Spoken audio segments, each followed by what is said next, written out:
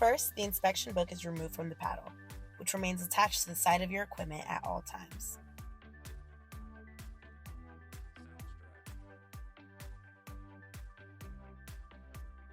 The checklist then guides the operator through the inspection, making it easy to identify and record equipment defects while capturing the operator's name, date, and time.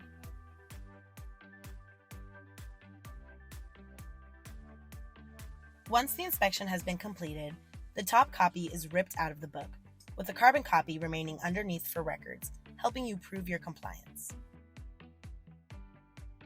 The safety status on the reverse of the slip is filled out with the operator's name, date, and time. This holds operators accountable for doing their inspections and makes it easy for supervisors to see if inspections have been done. The slip is then folded in half to display the safety status of the equipment, with a green pass slip indicating that the equipment is safe and ready to use, and a red failed slip indicating that the equipment is in need of maintenance. Lastly, the safety status is placed inside of the small, weather-resistant wallet and displayed inside of the paddle, making it easy for supervisors to see if inspections have been done.